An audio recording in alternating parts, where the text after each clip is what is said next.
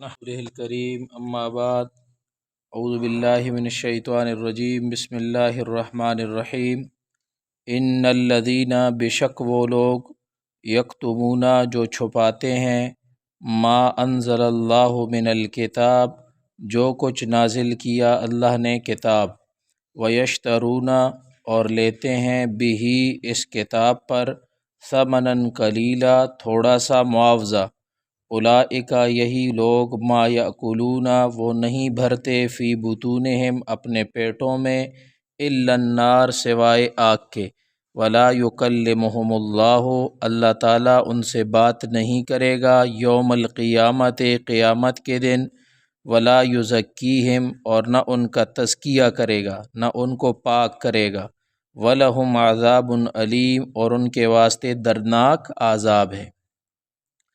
اس سے پہلی آیات جو ہم نے پڑھی اس میں اللہ تعالیٰ نے حرام چیزوں کے بارے میں تفصیلات بیان کی کہ کھانے پینے کی یہ چیزیں حرام ہیں، اور مشرک لوگ وہ حرام چیزیں کھایا کرتے تھے تو اللہ نے ایمان والوں کو ان سے منع کیا۔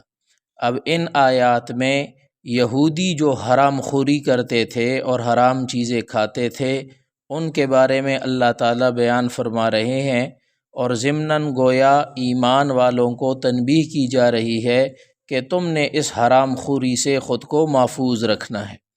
تو یہودی کیا حرام خوری کرتے تھے؟ ان کی حرام خوری مشرکین سے زیادہ قبیح تھی۔ مشرکین تو مردار کھاتے تھے، یہ لوگ کیا کرتے تھے جی؟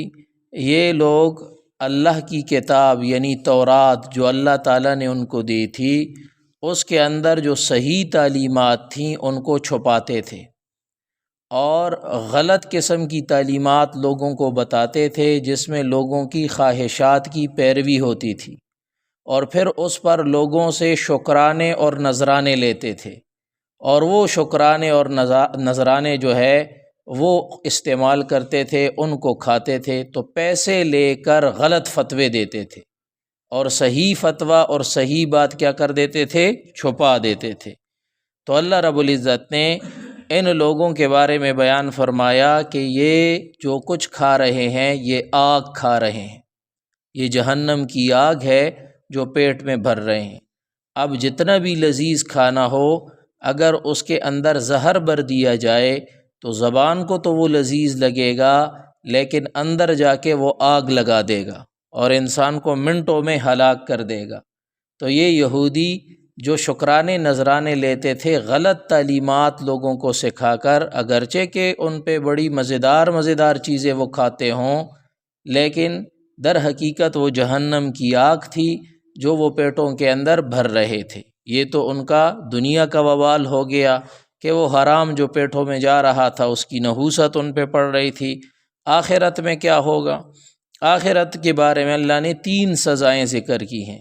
پہلی سزا اللہ نے یہ ذکر کی کہ اللہ تعالیٰ ان سے لطف و کرم کے انداز میں بات نہیں کرے گا، سختی، ڈانٹ ڈپٹ، غصہ یہ تو اللہ قیامت میں فرمائے گا، لیکن اللہ تعالیٰ ان سے نرمی کے ساتھ، شفقت کے ساتھ، لطف و کرم کے ساتھ کوئی بات بھی نہیں کرے گا، ایک بات۔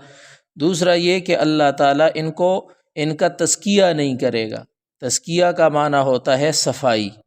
تو خدا نخواستہ اگر کوئی مومن دنیا سے گنہگار چلا گیا اور اللہ تعالیٰ کے ہاں اس کو پہلی بار میں جنت میں داخل نہ کیا گیا تو کیا ہوتا ہے؟ اس مومن کے ساتھ کیا ہوگا؟ اللہ ہم سب کو بچائے، اس کو اللہ جہنم بھیجیں گے اور جہنم کے آگ میں اس کی صفائی ہوگی، اور اس صفائی کے بعد پھر اس کو جنت میں لایا جائے گا تاکہ اس سے گناہ کا اثر سارا ختم ہو جائے۔ تو یہ جو یہودی ہیں ان کا ایسا تزکیہ نہیں ہوگا کہ ان کو جہنم بھیج کر ان کو صاف کر دیا جائے اور پھر جنت لایا جائے، نہیں، یہ ہمیشہ جہنم میں جلیں گے۔ وَلَهُمْ عَذَابٌ عَلِيمٌ، یہ تیسرا عذاب کہ ان کے لیے دردناک قسم کا عذاب ہوگا۔ اب یہاں ایک سزا جو اللہ نے ذکر کی ہے وَلَا يُكَلِّمُهُمُ اللَّهُ، کہ اللہ تعالیٰ ان سے بات نہیں کرے گا، ٹھیک ہے؟ تو آپ کے ذہن میں یہ آ رہا ہوگا کہ وہ تو ایسے بھی اللہ کے دشمن ہیں، وہ کب چاہتے ہیں کہ اللہ ہم سے بات کرے؟ جس سے عداوت ہو، جس سے دشمنی ہو، وہ بات نہ کرے تو بندے کو اچھا ہی لگتا ہے۔ ٹھیک ہے جی، جب یہ اللہ کے دشمن ہوئے اور اللہ کے باغی ہوئے، اللہ کے نافرمان ہوئے، جب اللہ کی مخالفت ہی دنیا میں انہوں نے کرنی ہے، تو اللہ سے بات کرنے کے لیے کون سے تڑپ رہے ہوں گے؟ وہ تو بندہ مومن ہوگا جو چاہتا ہے کہ اللہ تعالیٰ مجھ پر لطف و کرم کریں، اللہ مجھ سے رحمت کا کلام فرمائے، اس کے دل میں تمنا ہوگی۔ ان بدبختوں کے دل میں تو تمنا ہی نہیں ہوگی، تو اس دھمکی کا ان پہ کیا اثر کہ اللہ ان کو دھمکی دے رہے ہیں کہ بھائی اللہ میاں تم سے بات نہیں کریں گے۔ دھمکی کا اثر تو اس پر ہوگا جس کو اللہ سے بات کرنے کی چاہت ہو، جس کو اللہ سے بات کرنے کا اشتیاق ہو کہ اللہ میاں مجھ سے بات کر لیں۔ یہ تو پہلے سے ہی اللہ میاں کے دشمن ہے، ان کو اللہ میاں سے بات کرنے کی چاہت ہی نہیں ہے، شوق ہی نہیں ہے، تو ان پر اس دھمکی کا کیا اثر؟ سمجھ میں آ گئی بات؟ ٹھیک ہے جی۔ ہاں، ہمارا طالب علم ہے، پڑھ رہا ہے، میں اس کو کہتا ہوں محنت کرو ورنہ فیل کر دوں گا، ٹھیک، تو اس پر اس دھمکی کا اثر ہوگا۔ باہر ایک آدمی گھوم پھر رہا ہے جس کا مدرسے سے کوئی تعلق نہیں، اسے میں کہتا ہوں ٹھیک ہو جاؤ ورنہ فیل کر دوں گا، تو کہ بھائی 100 دفعہ فیل کر لو ٹھیک ہے جی۔ تو فیل کرنے کی دھمکی تو طالب علم پہ اثر کرے گی، کیونکہ طالب علم نے پاس ہونا ہے اور اس کو پاس ہونے کی فکر ہے۔ تو یہودی تو ویسے بھی اللہ کے دشمن ہے، تو ان پر اس دھمکی کا کیا اثر کہ اللہ میاں فرماتے ہیں کہ میں تم سے بات نہیں کروں گا۔ اس سے یہ پتہ چلا کہ ہر انسان، اس کے اندر اللہ نے جو روح رکھی ہے، اس روح نے عالم ارواح میں اللہ کی زیارت کی ہے، چاہے وہ کافر کی روح ہے چاہے وہ مسلمان کی روح ہے، اس روح نے عالم ارواح میں اللہ کی کیا کی ہے؟ اللہ کے ساتھ کلام کیا۔ اللہ نے عالم ارواح میں ان سب ارواح سے کہا تھا الست بربکم، کیا میں تمہارا رب نہیں ہوں؟ تو ساری روحوں نے کیا کہا تھا؟ بلا، کہ آپ ہمارے رب ہیں۔ تو جب اس روح نے ایک دفعہ اللہ سے کلام کر لیا تو یہ روح تو اللہ کی محبت میں تڑپ رہی ہے، لیکن انسان دنیا کے اندر اس مادی جسم کے اندر چونکہ وہ روح قید ہے، انسان مادیت کے غلبے کی وجہ سے اس روح کو مار دیتا ہے، اس کے تقاضوں کو دفن کر دیتا ہے، اور جب وہ قیامت میں دوبارہ آخرت میں اٹھے گا اور وہ روح جناب اٹھے گی اور وہ دوبارہ اللہ کی زیارت کرے گی تو وہ تو تڑپ اٹھے گی، کیا ہاں میرا محبوب تو یہ ہے۔ تو جس وقت جب روح پہچان لے گی کہ یہ میرا محبوب ہے، اور اللہ میاں فرمائیں گے کہ بھائی میں تو بات ہی نہیں کروں گا تم سے، تو جب کسی محبوب سے، کسی عاشق سے اس کا مشوق یہ کہہ دے کہ میں تجھ سے بات نہیں کروں گا، تو عاشق کی تو نیند اڑ جائے گی اور عاشق تو جناب تڑپ کے رہ جائے گا۔ تو کہتے ہیں کہ روح کو جب یہ کہا جائے گا کہ بھئی اللہ تم سے کلام نہیں کرے گا، تو جہنم کی سزا سے اس پر یہ سزا زیادہ باری ہوگی، جہنم کے عذاب سے اس پر یہ عذاب زیادہ سخت ہوگا کہ ہو جو میرا معشوق ہے وہ تو مجھ سے بات ہی نہیں کرنا چاہتا۔ لیکن چونکہ دنیا کے اندر نہ تو اس کی بات مانی ہے نہ اس کے انبیاء کو مانا ہے، کیونکہ امتحان تو دنیا کا تھا اور دنیا میں وہ فیل ہو کے آ گیا۔ اب جتنے بھی عشق کے وہ دعوے کرے گا اور آخرت میں حقیقت کھل جائے گی، حجاب اور پردے اٹھ جائیں گے، پتہ چل جائے گا کہ ہو واقعی اللہ تو موجود ہے اور اس کی باتیں بھی ٹھیک، انبیاء نے جو کچھ کہا تھا وہ بھی ٹھیک، جنت بھی ٹھیک، جہنم بھی ٹھیک، پل صراط بھی ٹھیک، یہ تو ساری باتیں سچ ہیں اور اللہ میاں بھی موجود ہیں۔ تو اس وقت پھر جناب ان کا وہ جذبہ عشق پوشیدہ جذبہ عشق اٹھے گا، اور جب اللہ ان سے کہے گا کہ میں تم سے بات ہی نہیں کرتا تو ان پر تو پورا پہاڑ گر پڑے گا۔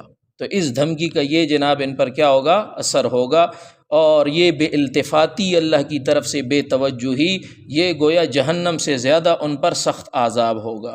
وَلَهُمْ عَذَابٌ عَلِيمٌ، اور ان کے لیے درد، اور یہ عذاب ایسا عذاب ہے کہ اس نے ختم نہیں ہونا، یہ ہمیشہ ہمیشہ جناب رہے گا۔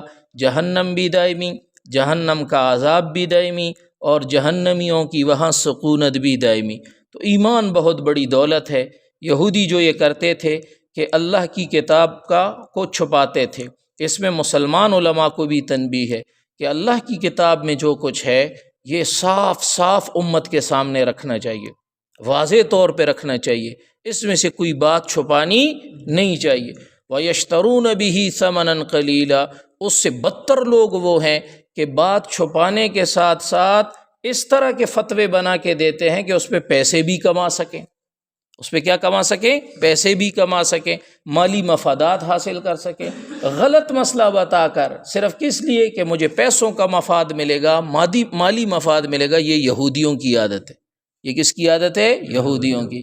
تو مسلمان علماء کے لیے بھی اس میں تنبیہ ہے کہ دین کی ایسی تشریحات سے بچیں جس میں آپ دین کی حقیقت کو چھپا دیں اور لوگوں سے صرف مالی مفادات حاصل کرنے کے لیے ان کو غلط مسئلے بتاتے پھرے۔ اللہ تعالی ہم سب کی حفاظت فرمائے۔ سبحانک اللہم و بحمدک، اشہد ان لا الہ الا انت، استغفرک۔